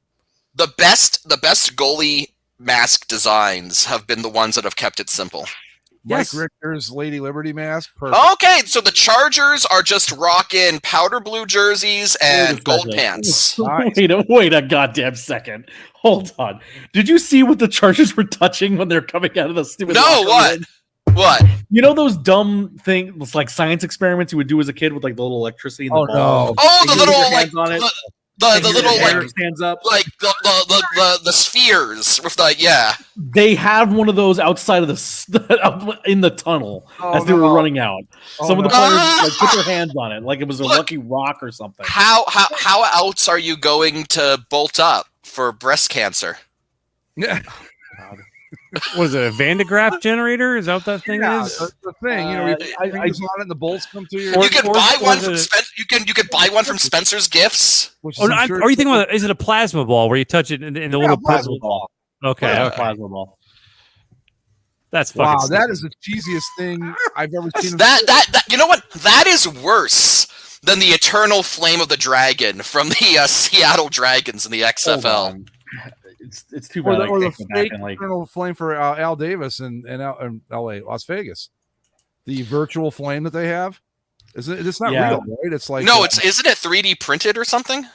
Yeah, no, I thought in the original drawings it looked like they were going to make it. I'm just trying to picture the Chargers person that said, "Look at this beautiful stadium. You know what would really make this a plasma ball? Somebody go to Spencer's and grab us one. Come on, really."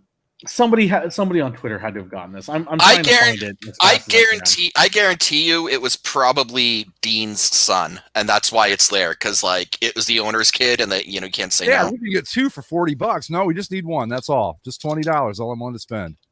It's LED. Oh, the Raiders thing or the Chargers thing. Dennis. Yeah, I can't find a picture of them touching the thing, but people are making fun of it on Twitter for if they're making fun of it on Twitter, it must be pretty serious, because Twitter's not a place where things are generally made fun of. No, things very serious. Very serious. Twitter, very dire. Oh God, I just realized this is against the this is the Raiders. This is like the second team LA wanted. Like LA wanted the Rams and Raiders, not the Rams and Chargers. Here's the pick you could have had, but instead you chose this one. Oh God, this stadium's going to be like 90% Raiders fans. No, isn't it? So there's like one of those ticket services, Vivid Tickets, that somehow or another they're able to do some research and find like an estimate of what team was going to be supported. Their estimate that I saw on like Thursday or Friday was it's going to be 70-30 Raider fans, supposedly. Well, I remember when the Cowboys came in. That was a Cowboys home game. Oh yeah, and with them though. And they even had players. They had Cowboys players after the game being like, "Oh yeah, we heard our fans in the crowd. It was like a home game for us. It was awesome." They get that unless you're going to like I'd say like Chicago, Green Bay, probably Pittsburgh. What's another, like maybe Kansas City, but other than that, they're pretty much playing a home game everywhere they go. The Cowboys, you know, I mean, I know that when they come here, it's the same thing. Same with those fucking Steelers too, which that aggravates me. The Cowboys doesn't bother me. The Steelers bugs me for some reason, but yeah, that idiot Bill Simmons was like, I don't think there's gonna be any Browns fans at the game next week against the Chargers. Like, well, dude, you don't understand this at all. The San Diego Browns backers is one of the biggest Browns backer chapters in the country, and they're going to show up. And they're going to There's plenty of people from Ohio that live in. I've always been under the impression that the Browns are one of the more well-traveled teams in the league. Surprisingly, yes. I don't know why, but they are. I mean, we've discussed this before, right? About like why do so many of our conversations come back to the Browns? It's like there's something weirdly endearing and weirdly endearing and I guess everlasting about the Browns. Like that puppy that you saw get hit by a car, you think, well, that fucker's as dead as he's gonna ever get. But he gets up and you go, oh, right, exactly. I mean, you know. Yeah, the Browns they're a very sympathetic franchise. They're inoffensive for the most part. Their jerseys are no longer offensive anyway. But. Yeah, though the one thing that you could mark against them was for a few years they had some of the worst uniforms in the league. And the Johnny Manziel era was really just which coincided with those uniforms, by the way. So that was a nice bit of symmetry. And the Hugh Jackson days and all that stuff. I mean, they had some bad times for sure. But I mean, on the whole, they're relatively like harmless, and you want to see them succeed because they're just, you know, they've been perpetually just ass. You know, I think the Jags are nearly getting to that point too. Except for Urban Meyer fucking around on. Well, okay, I wanted to talk about this before we called it for the night. I think like a lot of us predicted that the whole Urban Meyer thing was just not going to work out because, you know, college coaches don't have a great track record in the NFL. I didn't think it would be as weird as it has. Like, it's not like that's not like the fact that it's failing isn't shocking. It's the fact that he's bringing everything else down with him. Like it's just weird. Like he's like they won't let opposing team media talk to him. He's like breaking down during press conferences. You know, rumors that he like his mental health's not holding up, and then like he's getting a lap dance from some like 18-year-old girl at like a fucking Applebee's. Like, well, that was the Urban Chop House, I believe it's called. It's his own steakhouse. It's his own steak. Well, like that. Like, what the hell, man? Like, couldn't you just be a bad football coach and just, you know, leave after a season in disgrace? No, you had to be like so weird about it with like your mental like the mental breakdowns and look, I've dealt with depression and anxiety. I don't want to make light of mental illness, but like if you're an NFL coach and you don't even have it in you to talk to like opposing team, like opposing market media, like what the hell? What the fucking hell? I just think. Well, I mean, I assume you guys have seen the video of him. Yes. Yeah, it looked sad. What kind of steak was he? It's all well done. It's well done steak. There's a whole bunch of lines there because Alex is listening. I'm not going to say most of them. So, yeah, it was bad. I mean, the guy's my age, okay, and the girl had to be what, 20, probably. Just generous, roughly. Yeah. You know, and to me, I don't know how you can be that age. Look at that girl and see, I look at her and I see my niece. I don't see a sexual conquest. That weirds me out to no end. Maybe I'm odd in that respect. I don't know, but I'm not trying to virtue signal here. It's just the way I feel. But my thing is like, if I'm old enough to be your dad, you're way too young for me. and so like right now my cutoff's like 40 years old, I believe. I don't remember, but I just find it strange. I don't know why you would do that. Well, doesn't he have daughters older than her? Like, yes. His oldest daughter was a junior at, was it Ohio State, I think, in 2012. So 9 years ago, she was like 1 year away from graduating college, which would put her in late 20s or early 20s. Yeah. So she's got to be 30 something by now. I'm looking through the menu here of the Urban Chop House. Oh, okay. They have a martini named after his wife, so they're gonna have to. They might need to. He's gonna have to hand over a lot more than a martini to smooth this one over. What was it, Andy? You took the thing where the tweet said that his family was upset with him. Yes. And I thought, well, they're probably more than upset. And then I thought, or maybe they're just used to it. And they're like, fuck it, he's at it again. It's harmless. He never goes home with him, so whatever. Man, this place ain't cheap. Steaks are for a porterhouse. It's a big ass steak. It's a 40. Okay, it's a 48-ounce steak. $150. Yeah, but that'll feed. That's a big steak. Yeah. Yeah. The coach's pick, a 7-ounce fillet, $60. So it's not too bad. Okay, that's way high. That's a little bit much. Yeah, it's all upscale. But the only football references I'm seeing here, besides, sorry, I was just coughing. Nothing. Oh, okay. He has a 7-0. It's a flatbread. It's called the 7-0. The in quotation marks. Oh God. Well, you see, that's the thing. If you're going to be a football coach and you're going to have a steakhouse, commit to it like Shula's does. Like on Shula's, you order your steaks off of a football menu. Like it is literally a football with the steaks on the side. Like they have 17-0 filet McDolphin or whatever you want to call it. They have looks like there is a pigskin potato that's a side for $14. Jesus, I don't know. A $14 potato. Okay, I'm assuming. Wait, but okay. Again, this is. I'm assuming this girl's a college student. Where the fuck is she getting the money to go into a place like that? Oh, you think she's paying? Is it worse if she ends up being an employee? Yes. Yeah. Okay. But that's the thing, though. So at either she's going to a place that, let's be honest, is not really catering to her and her age group. No. Or worse, and I'm just making an assumption here, he brought her there. Which would be weird. she was dancing on his lap, so I'm gonna say that he brought her there. She was. We don't know. Dancing was dancing. Well, yes, he was grinding. He was. Sure, grinding. I slipped and fell. I just imagine the phone call. Oh God, what an idiot. Anyway, so a lot of people are like, well, this will get him fired. It's like, no, this is the National Football League. This is not near enough to get. I mean, we've got guys that have like killed people and shit that are still playing. Come on. But I think he's making it very clear that he's just not into this Jacksonville job at all, and maybe that's what he's going for.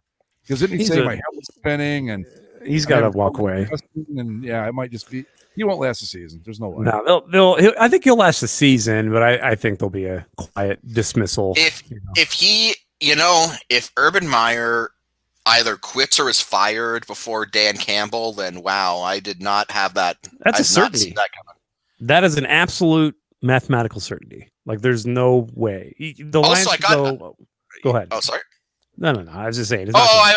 I was just saying. I'm starting to sweat here, guys. I've only got one more week for him to mutter a slur on a post-game press conference. He was trending on Twitter yesterday, and I thought, here it is. He did it. Oh man. Oh, they do have chicken tenders. Oh, they have. What? Let's take a look here for your entree. $46. Here's some McNuggets. Enjoy. That was $50. Let me see. I'm not seeing this chicken. Let's see, entrees. Chicken. I just see chicken. I don't see like chicken fingers or whatever.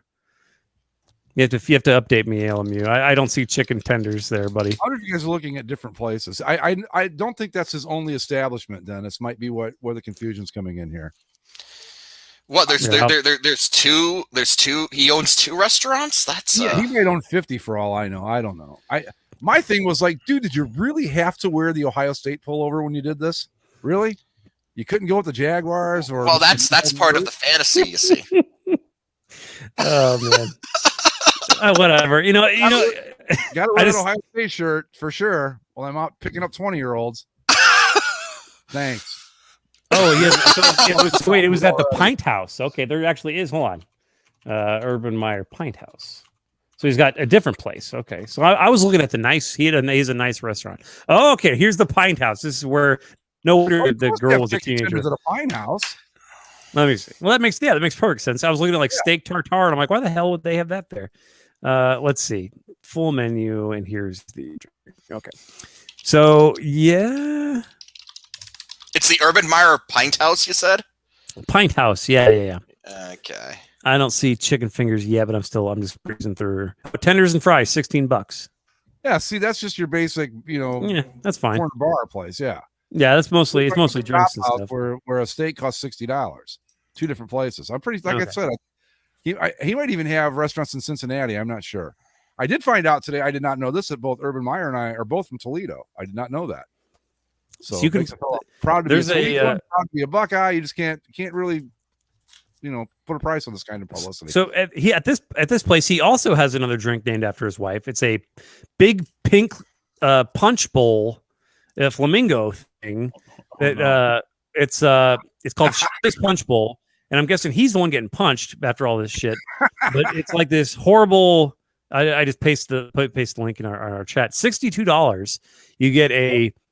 You get some sort of a weird cocktail with a flamingo, with a big metal flamingo. It's like a rose gold flamingo.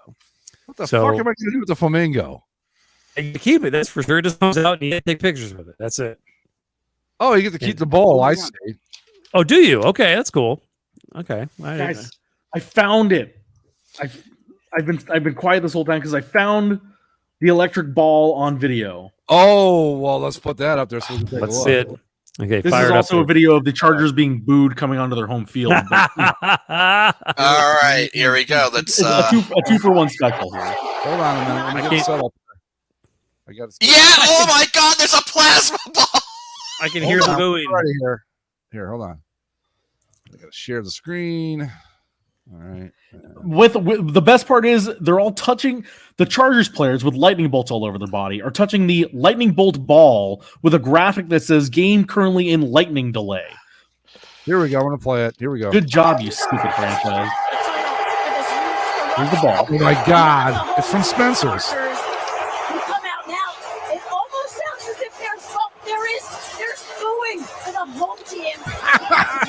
I love how they're trying to how ESPN's trying to deal with this. It's almost like there's booing for the home team. I don't almost like there is. Isn't that incredible? One more look at this ball. God. That's embarrassing. No, not only that, I've got the game open another window. Every single crowd shot they've shown has been dominated by Raiders fans. Of course. The Raiders are like, we are what you could have had. This is what you ended up with. Yeah, I just realized that the Chargers are kind of like the Mom, I want the Rams. It's like we have Rams at home, and you go home and it's the Chargers. It's a blue and white. It's a blue, yellow, and white team in Los Angeles. Aw, I didn't want that's a cheap one. Hey, Justin Herbert's kind of like Matthew Stafford, isn't he? Yeah. It happened to me one year at Christmas. I wanted Kansas City Chiefs varsity jacket when I was in 4th, 5th grade. And my mom, she couldn't remember, so she got me the Cardinals instead. So, but I wanted the Chiefs, and I get the fucking St. Louis Cardinals. What are you going to do? Can't all be winners. I have the Big 4 3-way if you guys want to do that. Let's do it. Let's do it. Okay. All right. So whoever wants to go first, I guess, go ahead and volunteer yourself. Anyone at all. I'll go first. I'll start us off. Pick your league. I'm gonna go with Major League Baseball. Oh, okay. This is a simple question. What Major League What Major League Baseball franchise mascot is the only one to have a wife? Oh fuck! I know this. Wait, what league are we talking about? Mr. Met. Yeah. Mr. Met. Yeah. I thought. Mr. Met has a wife. What do you know the name? Mrs. Met. Yeah, but what's her? She has a name. It's not Miss Met. Frank It's Fleming. Frank Fleming. It's Mrs. Jan Met. Jan? Her name's fucking Jan.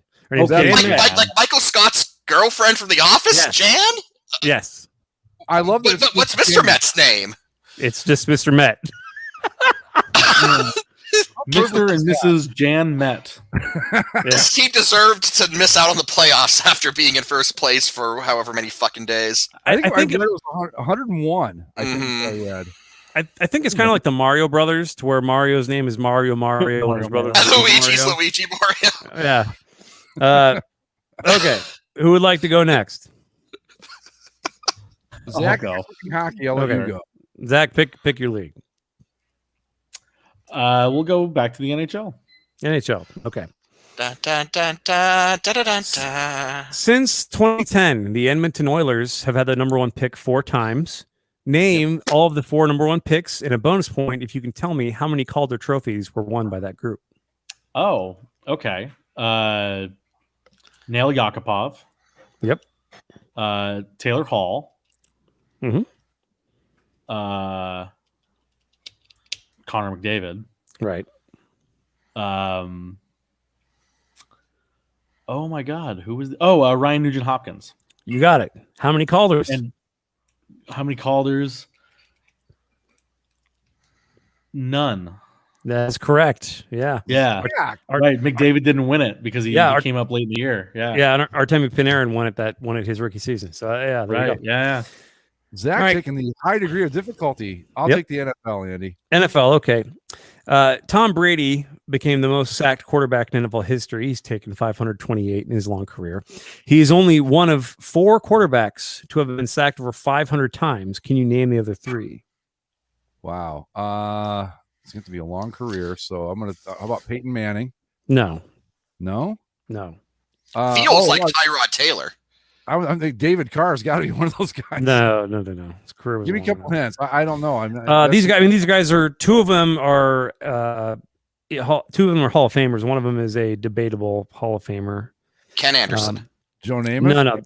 No. These are names. Like these are top Terry top tier. Bradshaw. No.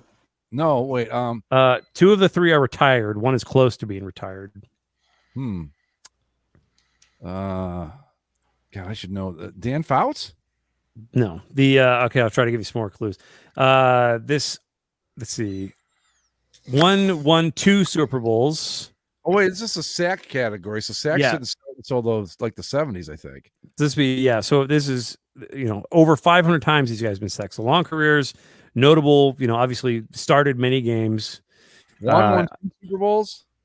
Yeah. So there's one number 4 has won 2 Super Bowls at least. He's won 2, but I think he might have been to another one. The other one played John Elway. That's right. Sacked that many times. Yeah, 516 times he was sacked. I can promise you the Browns didn't get a single one of those. The other one played in a Super Bowl and won a Super Bowl. He also played for. It's hard to not give it away. So the one is still in the league. One is still playing. We were just talking about him earlier this show. Wasn't Brady. Been to a Super Bowl, won at least 1 Super Bowl. Might have won more. Won 2 Super Bowl. I know who it is. It's Okay. You won 2? Yeah, if you got it, Yeah. go ahead. Roethlisberger. Yeah, Big Ben. He was number 2. Okay. He's 526 all time. And the other one is I'll give you a hint. Hey lady reporter, here's a picture of my penis. Oh, it's Brett Favre. Yeah, Brett Favre. There you go. Have you guys seen Brett Favre's new commercial where he's in the bathtub? No. In the bathtub? No. Yep. I've seen him and Jerry Rice hawking those copperware things. No. There's a new Brett Favre commercial where he's in the bathtub. It's I don't want to know what it's for, but tell me what it's for. I'm not entirely sure. I'm not entirely sure, but the whole premise is that it's a bunch of these celebrities who are living in the same house, and they're all standing outside the bathtub because Brett Favre has monopolized the bathroom time. And it cuts to inside, and Brett Favre's in a bubble bath, and then and they're all telling him to get out, and he goes, "It's Brett's bubble time." See, that's a terrible commercial for a number of reasons, not the least of which is that you don't know the product. SM satellite. It's Sirius. Oh, right, yeah. It's like a digital radio or satellite radio thing. Yeah, right. So it's a bunch of the celebrities that would be on the radio station.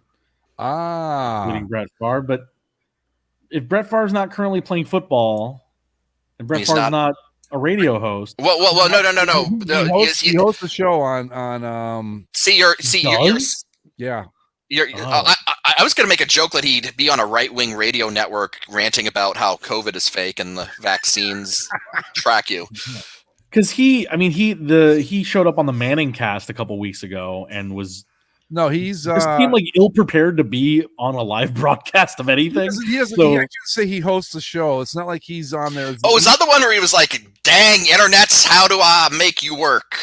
Yeah, he does a weekly like a hit. He does a show with a guy once a week. I think I'm not sure exactly. He's not the main host, but he's there because he's Brett Favre, and basically the host carries the conversation, and then Brett kind of does his thing. I think. I've never heard it, but I've heard real comfortable jeans. Right, exactly. That kind of thing. This is Brett Favre for a radio show. He's a guest on the Sirius XM channel. Right. NFL channel, right? Yeah. Yeah, like it's a weekly spot, I think, maybe even more than that. But yeah, he's not the host, but he's on every week. I got the final NBA question if you guys want. Go ahead. It's probably pretty easy.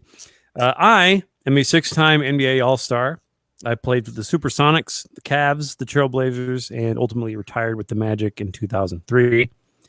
I made an NBA Finals appearance when I was in my prime. The latter half of my career was squandered due to drugs, weight gain, and pumping out children. I now spend my retirement selling weed. Yep. He sells Gary Payton's weed at his dispensary. Sean Kemp. Who's this? Sean Kemp. I was looking for Kemp rhymes with hemp. So Kemp's hemp. I was looking into it because I was like, Sean Kemp, that'd be a good name for this. Who am I thinking? I was looking into it, like career achievements and stuff. There ain't many. Like that guy had a big year, a couple of years in Seattle. It was pretty good, but like made the All-Star games. It didn't really do a whole lot else that stuck. So no, it made a lot of money, but made a lot of kids. Yeah, made a lot of kids too. Yeah. When you said weight gain, I was gonna say that's when I got it was the weight gain and the kids shot Sean Kemp. Yeah, he kind of blew up there as soon as he left Seattle. He just kind of ate some cake and pie and called it a day. But that's all I got. If you already make your millions, why not just be like, you know what? Fuck it, cake and pie time. I'm in cake. Sean, we got to talk here. I'm looking at your fridge. It's literally just cakes and pies. We need to. I mean, I'm pretty sure that's what Justin Bufflin ate every offseason. So yeah, he's a big dude. Well, I got nothing else, boys. That was it for me this week. Yeah, I think we're about done. We're closing in on 2 hours, and we've probably tried our audience's patience as far as they'll let us. So there's always next week. Always next week. Yeah. So with that, folks, we'll call it a day. Follow us on Twitter at Basically Sports. Subscribe via Apple Podcasts, Spotify, Stitcher, YouTube, and wherever fine podcasting is sold. While I vamp a little bit here to get ready. With that, we're going to call it a night. We'll see you next time. Be sure to touch the plasma ball on your way out.